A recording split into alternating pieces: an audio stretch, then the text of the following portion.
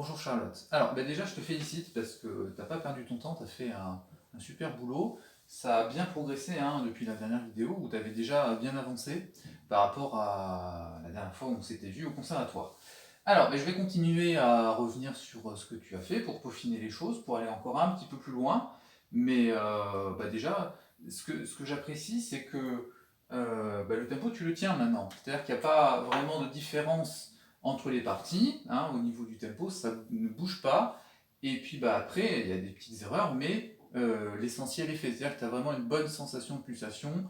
Et ça, c'est très confortable quand on écoute. Hein, ça permet de se sentir bien et pas un petit peu en porte-à-faux. Et puis avec des petites erreurs qui arrivent, évidemment, ça, c'est pas très grave. Alors, dans la première partie, donc, alors, pas plus vite, hein, parce que là, tu as encore un petit peu monté le tempo, mais voilà, là je pense que maintenant on est dans un bon tempo. J'ai vérifié 112, hein, parce que c'est le tempo qui est donné par le compositeur. Tu es un petit peu au-dessus. Alors c'est pas gênant, en fait il avait mis 112 parce que tu sais, c'est une pièce écrite donc pour piano et une bande électronique. Alors du coup, comme ton morceau, il est vraiment bien. J'ai cherché cette bande électronique et je ne l'ai pas trouvée. Voilà, alors c'est dommage parce que du coup ça rajoute des effets. Et pour que les effets soient bien d'aplomb hein, avec le pianiste, il faut qu'il respecte le 112 à la noire. D'accord. Si tu vas un petit peu plus vite, du coup, les effets électroniques vont se décaler. Si tu vas un petit peu moins vite, pareil. Hein, c'est pour ça qu'il y a un tempo très précis. Mais donc, comme tu le fais sans bande électronique, ça n'a aucune importance. Mais bon, il ne faut pas aller trop vite non plus. Voilà, alors, je pense pas que cette bande électronique soit avec la partition qu'on t'a offert. Alors, regarde toujours s'il n'y avait pas un CD. Dans ce cas-là, ça pourrait être intéressant, mais voilà, je ne l'ai pas trouvé, j'ai bien cherché, hein, et c'est vraiment introuvable. Donc c'est dommage, mais tant pis, voilà, la version pour piano seul est déjà bien. Alors donc, pour le tempo, on en a parlé. Alors, dans la dernière mesure, dans la première partie, il manque toujours un temps. Hein. Alors ça, je te l'avais déjà dit, je vois que c'est toujours pas corrigé. Et tu verras, hein, il y a d'autres mesures comme ça où il manque un temps. C'est systématiquement les dernières mesures hein, de certaines parties où il change le système en fait. Donc du coup, il faut que tu la reprennes. Hein. Là, je parle de la deuxième page. Hein, troisième système, dernière mesure. Je sais pas, commence par la base, hein, par faire la main droite seule en comptant bien les 4 temps. 1, 2, 3, 4. D'accord. 1, 2, 3, 4. Et ça se finit donc par une noire. D'accord. Une fois que tu as tes 4 temps, hein, bien comptés, tu rajoutes les mains gauches. 1, 2, 3, 4. C'est tout. D'accord. Parce que toi, tu t'arrêtes sur le troisième temps. Tu fais 1, 2, 3, 4, 1. Et après, tu continues. Alors, on a bien les 4 temps parce qu'on les ressent, mais c'est dommage de ne pas aller jusqu'au bout, hein, d'aller jusqu'au quatrième temps qui est joué. Hein. 1, 1, 2, 3, 4. Donc, une fois que c'est bien ressenti, que tu as bien placé tes 4 temps, tu repars une mesure avant.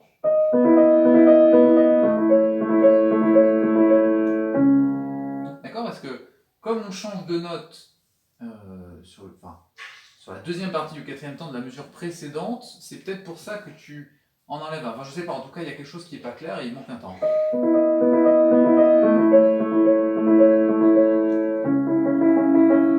D'accord. Donc, tu pars de la base, main droite seule, les 4 temps, tu rajoutes la main gauche, tu fais les 4 temps et après tu repars une mesure avant et tu essaies d'enchaîner avec la mesure d'après. D'accord. Et une fois que c'est bien en place, après, normalement, ça ne devrait plus bouger. À vérifier encore, parce que comme ça fait un petit moment que tu fais cette erreur, elle risque de temps en temps de revenir un petit peu. Hein. Ça, c'est les principes de la mémoire. Je ne sais pas comment ça marche précisément, parce que c'est très complexe, mais ça met un certain temps à se mettre en place. Même si le boulot il est fait, il faut toujours vérifier que les anciennes habitudes ne reviennent pas. Alors, on arrive sur la deuxième partie. À partir de la deuxième partie, hein, puis ça va se poursuivre après dans la suite, tu as des grandes nuances qui se mettent en place, hein, c'est-à-dire que tu as un crescendo, qui est écrit hein, dès le début de la deuxième partie, et qui va te mener jusqu'à un mezzo forte au milieu de la page suivante. Hein, après, donc, tu le soutiens, puis tu as un diminuendo, puis tu repars mezzo piano à la fin de la page suivante, puis après, il y a encore un crescendo qui t'a abouti à un mezzo forte, puis tu diminues. D'accord. Tu as des espèces de grandes vagues comme ça, hein, sonores, donc il faut maintenant les mettre en place, parce que comme tu n'as plus grand chose à travailler, allons jusqu'au bout des nuances. Donc, pars peut-être un petit peu plus piano quand tu termines.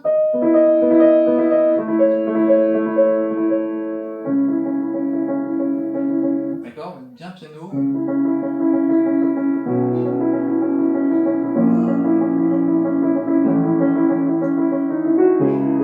Et tu gardes ce piano un bon moment, hein.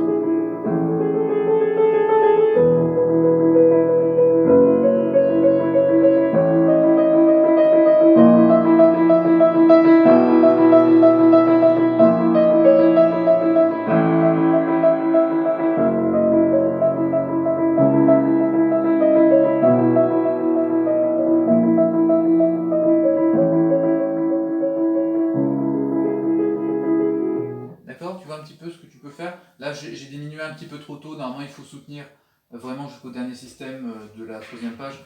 Après, c'est des réglages, hein. On peut être un petit peu souple avec les nuances, mais voilà, c'est dommage de se priver de ces nuances-là. Alors, après, moi, je les entends pas sur l'enregistrement que tu m'as envoyé. Peut-être que tu les fais déjà et que le micro de ton téléphone ou de la caméra avec laquelle tu filmes égalise, hein, ça c'est possible, hein, les appareils, ils font pas toujours ce qu'on fait. En tout cas, si tu n'as pas encore pensé aux nuances, c'est le moment. Voilà, alors, c'est tout, hein, sur cette 2e partie. Alors, bravo pour la stabilité du tempo, hein. Je t'avais dit qu'il fallait lancer petit à petit cette 2e partie pour la garder au même tempo. Ben, c'est chose faite, hein, donc bravo pour ça. Alors après, on arrive sur la 3e partie qui est très bien. Il y a juste la dernière mesure où il manque un temps, hein. Ça, c'est... Donc la 3e partie, c'est la petite réexposition, hein. Enfin, c'est la réexposition très très courte. Donc là, on est sur la 5e page déjà, tu as vu, on a avancé. Alors, que je reprenne ça, c'est ça. Donc là, je te joue la 2e phrase, hein, parce qu'il y en a 2 dans cette 3e partie.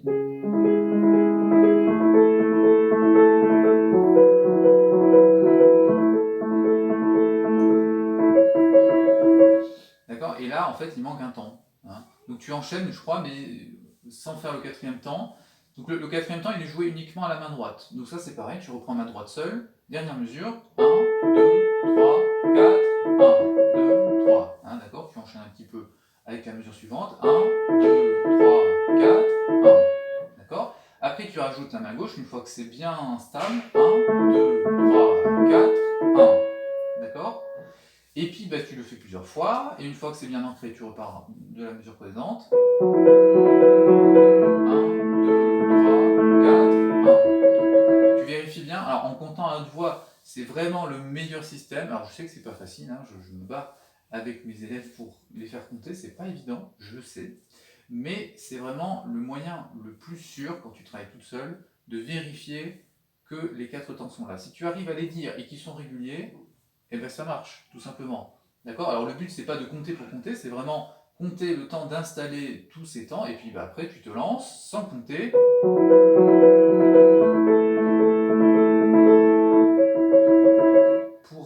Voilà, pour garder ça. D'accord? Donc à vérifier encore.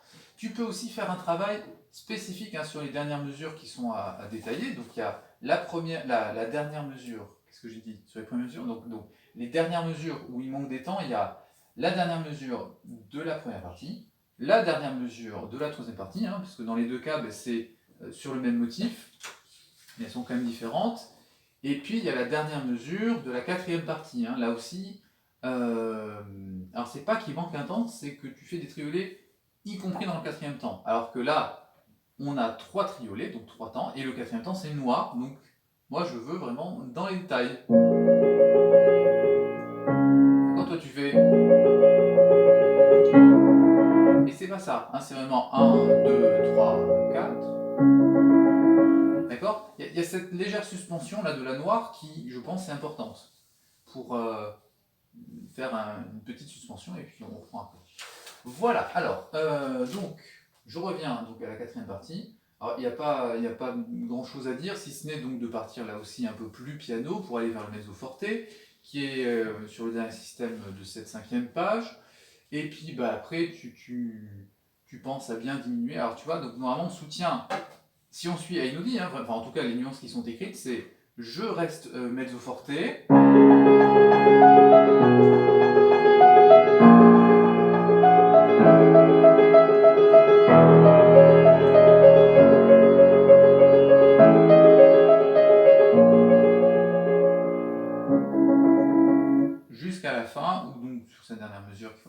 voix, on diminue.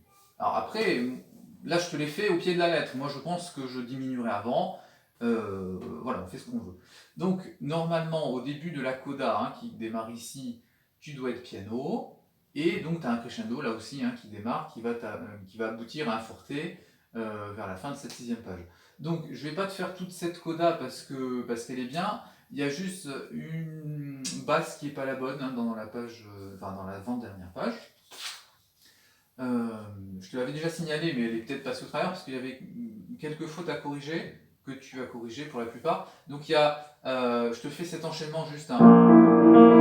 Tu sais, on a des unissons entre la main gauche et la main droite. Et l'unisson se sépare en fait à un moment. Hein, donc sur le 1, 2, 3, 4, 5e système, je repars juste avant là. Donc d'abord la dièse. D'accord. Et à la main gauche fa dièse. Et là à la main droite. D'accord. On va voir ça 2 fois. Et la deuxième fois tu y penses, ça fait un fa dièse et un la bécard. Et la première fois tu n'y penses pas. D'accord. Donc à corriger. Définitivement. Et donc là, alors on arrive sur cette coda, elle n'est pas facile, hein, et je sens que tu l'as bossé. Alors il y a encore des petites choses à voir. Alors, à partir du 3e système, moi je pense qu'il faut que tu bosses par 2 mesures. D'accord. 1, 2, 1, 2, 1, 2, et là on arrive sur le dernier système. Elle marche vraiment par 2 mesures. Donc, il y avait des soucis rythmiques. Il y avait aussi le ré dièse. Alors le ré dièse, tu l'as corrigé. Par contre,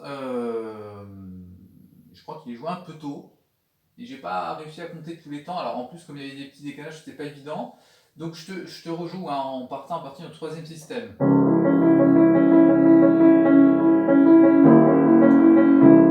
D'accord. Voilà, tu fais ces 2 mesures. Déjà, moi je repartirai de la 2e mesure du 3e système pour bien caler les 2 triolets avec les basses.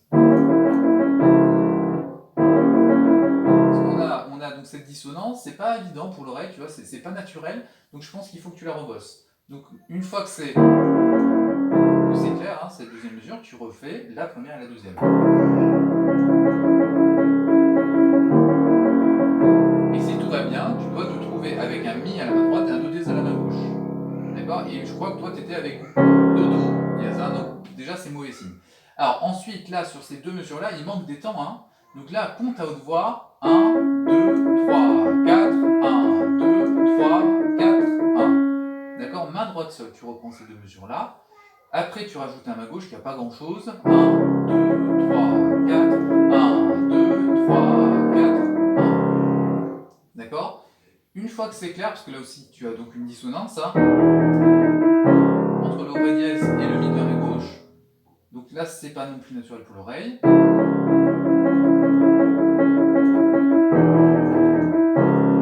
Donc une fois que ça s'est résolu, tu t'attaques aux 2 dernières mesures de ce 4e système. Alors là, il y avait une erreur rythmique, enfin en tout cas, c'était pas clair du tout, hein, là aussi pour les 4 temps de la 2e mesure, et une erreur à la main gauche où tu as normalement un do bécard, et toi tu joues un mi. Hein. Donc là aussi, il y aura une dissonance entre le do bécard à la main gauche et le do dièse à la main droite. Hein. Jouer comme ça, c'est très très cru, hein, comme dissonance, et ça passe, tu verras. Hein.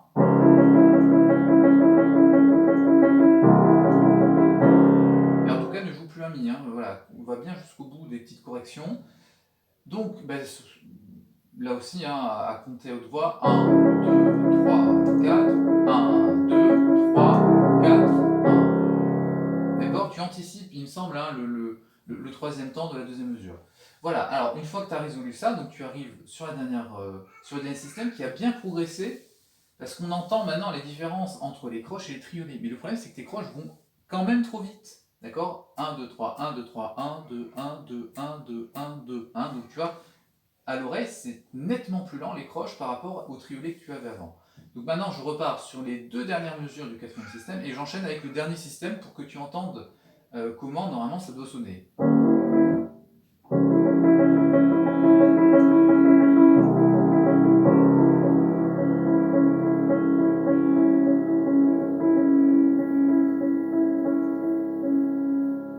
Tu vois, en respectant vraiment la vitesse des croches et triolets, tu vas vraiment avoir une impression de ralenti, qui est un petit peu troublée par les deux triolets qui arrivent dans tes multième mesure, mais il y a quand même un net ralentissement qu'il faut que tu ressentes et que tu mettes en place. Hein. Je te le refais encore une fois. Alors maintenant, je vais carrément faire peut-être quasiment toute la dernière page. Hein.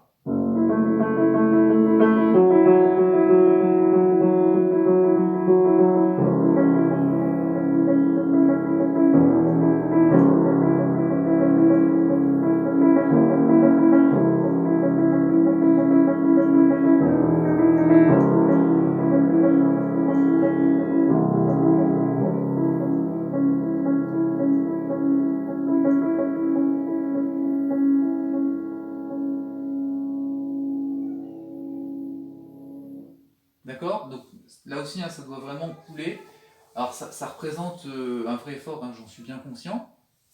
Donc là aussi, pas de pression, tu corriges les choses les unes après les autres, tu as le temps pour ça. Tu as aussi l'école à côté, il y a aussi peut-être les pièces que tu fais avec tes parents, ce qui est génial hein, d'ailleurs, ça m'a fait plaisir parce que pratiquer de la musique en famille, c'est un vrai bonheur. Donc dans une période où on est comme ça un petit peu enfermé chez nous, ça peut être vraiment sympa et ça j'en suis sûr que tu prends beaucoup de plaisir à faire de la musique. Donc voilà, continue, ne te mets pas de pression sur toutes les corrections que je t'ai signalées. Hein. Je suis enseignant donc forcément j'essaye que mes élèves avancent au mieux, mais voilà, pas de pression, tu corriges les choses à ton rythme et tu continues à avancer. Et puis bah, si tu as envie de démarrer un nouveau morceau, tu le démarres. Si tu veux me montrer ce que tu es en train de faire à côté, si tu as des questions, je suis là, évidemment, toujours. Hein. En tout cas, voilà, bonne musique et bon travail quand même. À bientôt.